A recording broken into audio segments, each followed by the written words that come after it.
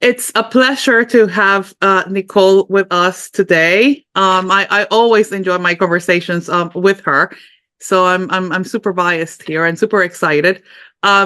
Just to intro Nicole a little bit, Nicole has served as the first domestic abuse commissioner for England and Wales since 2019, bringing nearly 30 years of experience in domestic abuse services, policy, and intervention role. She's been reappointed in 2022, and she continues to champion the rights of victims and survivors with a focus on impactful change. So, Nicole, again, a pleasure.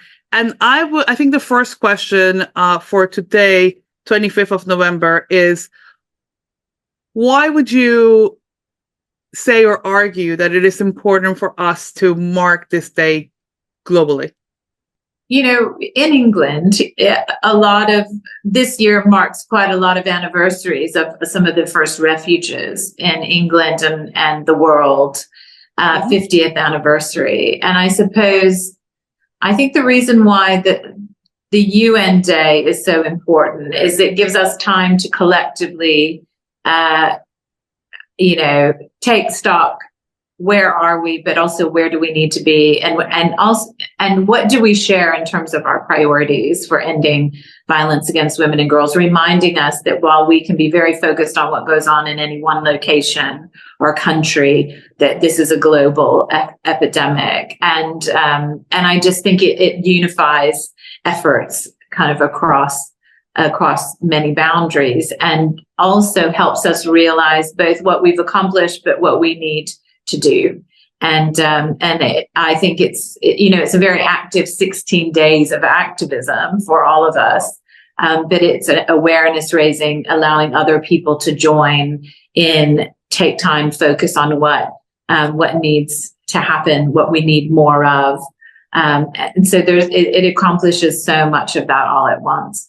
Nicole, I think you're an amazing example of somebody who has been a frontline practitioner. You've done policy advocacy, and now you're the first commissioner for England and Wales on domestic abuse. And I almost want to ask you, how have you managed to take those experiences for anybody that's seeing us that might be the future commissioner, in all the years to come? It might be this, 20-year-old who's just starting, right? And will hold this office in 30 years. What have you brought out of that kind of work experience into your role? Yeah. Oh, it's a nice way of asking it. And for anyone who would be quite early working in this movement, I mean, we use terms like career, but for me, it's always been very much this intuitive wanting to get involved, kind of moving from volunteering into paid work, into other types of roles, always being primarily motivated by, just really wanting to do whatever that particular role was, whether it was in a housing setting and with domestic abuse, or frontline specialist services, or working in health settings. Really, I'm quite personally motivated by that systemic change. That notion of the systems in and around victims and survivors must change. They were never set up to understand domestic abuse, frankly, or address it properly. And so there's so much of when I look back at my career, it was never planned. It was always really, and I suppose that is a luxury. I do appreciate that I had the luxury of just following kind of what was a very intense passion and interest for change. And I certainly, in this role, this is a government role for those who aren't as familiar. The Domestic Abuse Commissioner's Office, I'm a public appointee, and my role was created in something called the Domestic Abuse Act, and my remit is in England and Wales. So I'm not a government minister. I am a public appointee who works alongside and with government, and the powers of that legislation allow me to have this public role, but also I'm able to collect information from public bodies. I'm able to publish reports to our parliament, and those recommendations within my reports have a 56-day timescale. So the whole idea of my office is geared towards this movement of, momentum forward to make change. And when I first came into this role, I do think the benefit of having years and years of frontline experience, hundreds, if not thousands, obviously, of interactions and standing alongside and with victims of domestic abuse, and the whole range of partners, it does give me, I think, quite a well-rounded view of the reality of what's out there, the best of it and the challenges. And I think I bring that into my day-to-day work. And when I was setting out, I was literally kind of appointed, but had to select my team. There was a setting up of the office, and I purposely wanted people within government who had a lot of expertise, but I also wanted to have my team a mixed team with people who had lived experience, frontline domestic abuse services experience, commissioning experience, meaning people who are, creating at the local level the kind of partnerships and the opportunities for change, because I really didn't want, as a commissioner, to lose that thread of what does this matter on the ground to the individual child, adult victim? And I never wanted to be out of touch. And so I try very hard to maintain that level of understanding, because I can tell you from day one, it is really apparent when you're in conversations with people who have very good intentions, that maybe don't have that insight as to what goes wrong, why there are obstacles, how there are obstacles for victims and survivors. We often think of the perpetrator of domestic abuse or the person causing harm, and we ought to, as the primary cause, but there's also systems that don't give and support victims in the way that they should, and that then causes additional harm. And so I've always really been motivated by the kind of reality check that frontline work gives us. No, that's great, and it's good to know that people who are developing policy have that experience. For everybody who is seeing us, that is, not England and Wales based and might not be familiar with the work, would you be able to kind of give us a couple of points, either of innovation or bits that are happening within the England and Wales scene that, would be of interest in terms of the work that is happening around domestic abuse? Yeah, sure. I mean, my office itself, like I said, publishes our own reports. So, we are publishing some reports and have done about the mapping of services.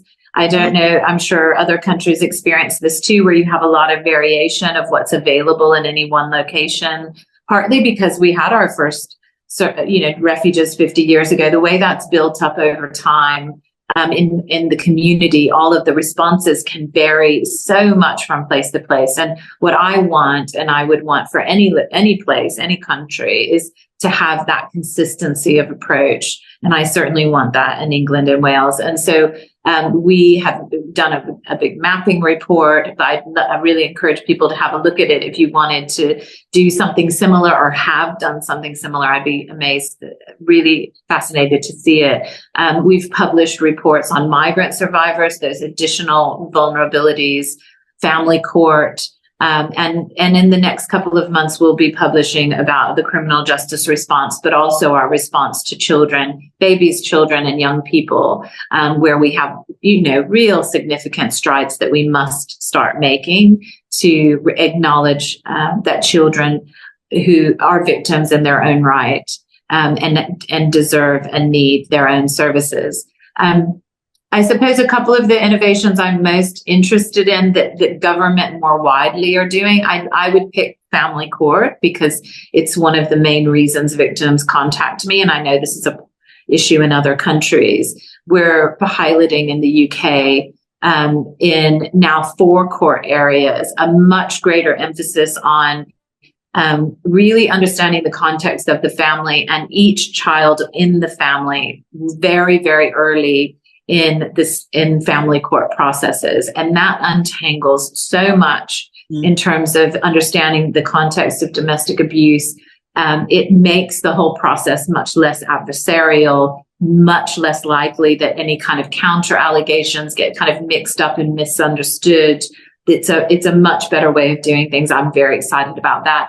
And we have a new government which has made a commitment and a mission of the government to have violence against women and girls in 10 years. It's a huge mission, and that signals to absolutely everyone in government and elsewhere that this is one of the key missions of our new government, our new prime minister, and that helps tremendously and gives a huge amount of not just resource, but leadership to prioritizing these things. So I think those would be the two I'd pick for now. We cannot stress more how leadership really, is the driver for change. Every country, every company that really wants to start installing policies, if leadership is not on board trying to drive change, is really, really hard. Nicole, to kind of start closing, I guess it's the big question, right? We have different type of people seeing us today. We have advocates, we have people who are involved on this, but we also have, activists or people just very interested on the topic. What would you say to them of how to get involved, how to help, right? You lead a government agency. We, we work from the NGO space, but what can, that person who really wants to help out get involved? I guess I would just say, from having getting involved in lots of different ways myself, is everyone does have a role to play. I mean, really and truly, the volunteer who helps at a local service, all the way through to people who work within government trying to change our services, that are provided by government, trying to change maybe from the inside out, to survivors themselves who want to get involved and really influence change. There's, academics. I mean, I would just say, and this is what I often think if I were talking to my younger self, I kind of chose this real kind of diving in, spending all of my time, because I was so motivated for this, kind of passion for change. But everyone has their own unique kind of role to play and personality they bring to it. If you are a campaigner, you play a huge role. You might have a quieter way or a different way to influence change. You might be more of an kind of academically minded, or you're very interested in helping and supporting one-to-one. It is unique to you and what your personality is, what you give. And I am always very leery of anyone, cautious of anyone who says, I changed this law or I created it. It's never one person. It's like the ecosystem of how everyone plays their role. So think of what you are able to do right now. And that may change again over time. And, be comfortable with that, but also think about how you're motivated to make that change yourself in your own personality, in your own way. And you will find a place, and you will find sisters and brothers who will help you, who are very like-minded and know what a meaningful thing that is. We're very far from where we need to be, but let's be inspired by what we've achieved so far. And it's been pretty amazing. 50 years ago in England, there were no services for domestic abuse victims at all. Think about that for a second. And now we have legislation, we have services, we have a long way to go. But it was only in the people who were just willing to roll up their sleeves and get involved that we're here today. So you are very welcome into this movement, into the No More campaign. As far as any of us are concerned, there's always room for more talent, more passion. And that's what victims need from us, that kind of standing alongside and being willing to get in there. I love that you spoke a little bit on that kind of legacy piece, right? Like, we came in to work in a sector that already had refugees. Right. And we've kind of, building up on that. Right. And our legacy will be such that will be others who will build on what we kind of, leave. And it is a generational kind of movement in that sense. And so you can do as little as you can, just even being informed of where your services are in case somebody comes and asks you, or you can kind of, as he said, roll your sleeves up and do what you have to do. Nicole, Thank you so much for being with us today. We appreciate your office, the work that you guys do, and it's such an example for other places, other countries that are thinking about doing things, similarly. So we really, really appreciate that. Thank you so much. Thank you.